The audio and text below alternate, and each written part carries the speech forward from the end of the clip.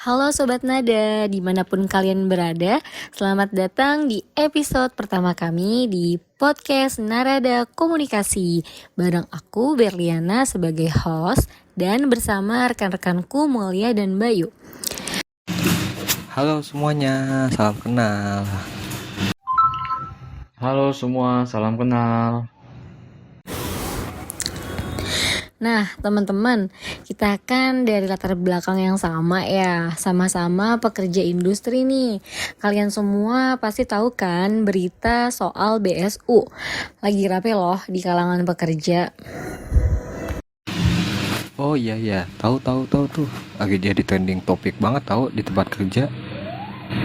Sama nih, lagi rame banget yang ngomongin. Nah, sebelum kita bahas BSU lebih dalam, sebenarnya BSU apa sih? Jadi BSU itu sebenarnya singkatan dari Bantuan Subsidi Upah. Ini merupakan inisiatif penting dari pemerintah Indonesia yang diberikan kepada para pekerja atau buruh yang memang terdampak langsung oleh situasi pandemi COVID-19. Oke, baik. Tujuannya itu apa sih sebenarnya? Tujuannya jelas Kak, program ini diluncurkan dengan harapan besar agar daya beli masyarakat tetap terjaga. Dengan itu, ekonomi nasional kita bisa pulih lebih cepat dari dampak pandemi yang cukup menghantam. Ini semacam suntikan stimulus langsung ke masyarakat pekerja. Dan ini juga sebenarnya bukan program baru loh.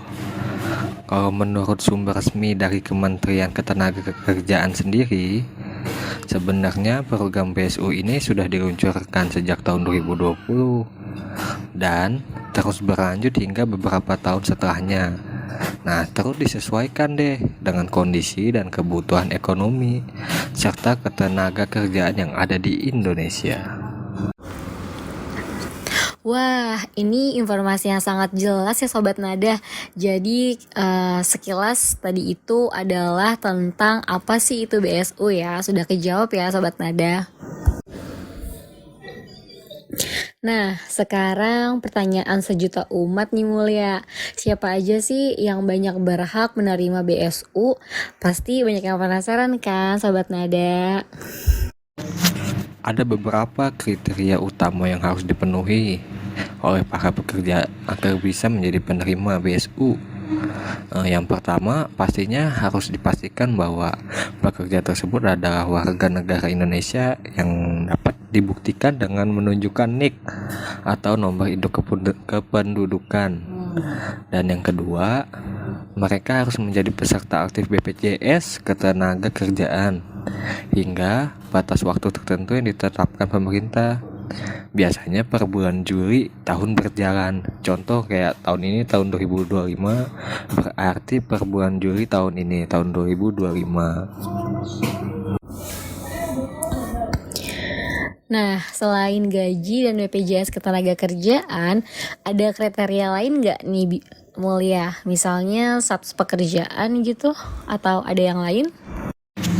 Ada mereka yang bukan merupakan pegawai negeri sipil atau PNS, lalu ada anggota TNI atau Polri yang berhak menerima. Nih, dan satu lagi yang penting nih, penerima BSU itu nggak boleh sedang menerima bantuan sosial lainnya dari pemerintah. Kayak kalau kita contohin tuh seperti program keluarga harapan atau PKH. Terus ada bantuan produktif usaha mikro atau BPUM. Ini sebenarnya untuk memastikan bantuan tersalurkan itu secara merata. Dan untuk Sobat Nada nih, kalau emang ingin ngecek apakah termasuk penerima, bisa loh langsung dicek melalui website resmi Kementerian Ketenagakerjaan atau bisa juga melalui aplikasi BPJS Ketenagakerjaan. Di sana akan kelihatan ada kolom untuk memasukkan data NIK dan informasi terkait kepesertaan, apakah termasuk penerima atau tidak. Baik, ini informasi yang sangat membantu ya Sobat Nada. Terima kasih banyak ya Mulia. Sobat Nada, itulah penjelasan lengkap mengenai kriteria penerima BSU. Nah, sekarang kan pertanyaan penting nih buat Bayu. Aku mewakili Sobat Nada ya. Bagaimana sih caranya kita bisa memanfaatkan dana BSU ini secara bijak agar manfaatnya maksimal dan tidak sekedar lewat begitu saja gitu. Bisa dijawab Bayu? Pertama, prioritas utama adalah memenuhi kebutuhan dasar. Pastikan dana BSU digunakan untuk hal esensial seperti kebutuhan pangan, pembayaran tagihan listrik, atau kebutuhan pokok keluarga lainnya. Jika ada, melunasi cicilan utang juga bisa jadi prioritas awal untuk mengurangi beban finansial. Betul banget nih, kebutuhan dasar itu memang nomor 1. Selain itu ada lagi? Jika ada sisa, sangat disarankan untuk menyisihkan sebagian dana untuk tabungan darurat atau investasi kecil. Ini penting sebagai bantalan pengaman di masa depan atau untuk mulai mengembangkan aset. Meskipun kecil, konsistensi menabung atau berinvestasi bisa memberikan dampak yang besar. Wah, boleh juga sarannya. Terus kalau soal pengembangan diri, apa bisa? Oh, sangat bisa. Ini adalah poin krusial yang sering terlupakan. Manfaat sebagian dari dana BSU untuk meningkatkan skill atau mengikuti pelatihan. Di era sekarang, upskilling atau reskilling bisa membuka peluang kerja baru atau meningkatkan nilai diri di tempat kerja. Bisa ikut kursus online, sertifikasi, atau pelatihan keahlian yang relevan dengan profesi atau minat. Ini adalah investasi terbaik untuk diri sendiri.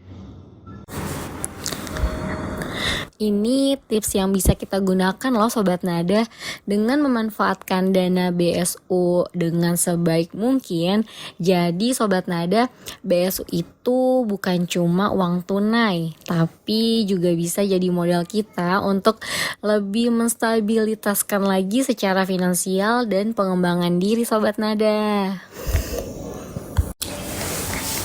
Terima kasih banyak untuk Mulia dan Bayu dengan penjelasannya tentang BSU dan awal terciptanya sampai berbagi tips untuk mengalokasikan dana BSU dengan baik serta penjelasan-penjelasan dari awal sampai akhir yang sangat mencerahkan ya Sobat Nada.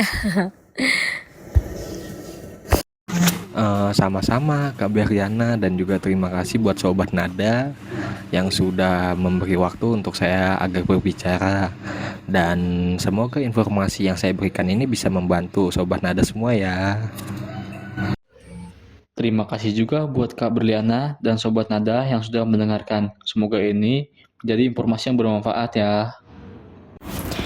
Betul sekali. Oke Sobat Nada, dengan berakhirnya di segmen tips ini, berarti kita sudah sampai di penghujung episode nih. Terima kasih sudah dengerin obrolan bareng kita yang kali ini membahas BSU. Jangan lupa untuk terus ikuti kami untuk podcast-podcast lainnya yang pastinya bakalan seru, bermanfaat, dan menghibur. Sampai jumpa di episode berikutnya. Bye Sobat Nada.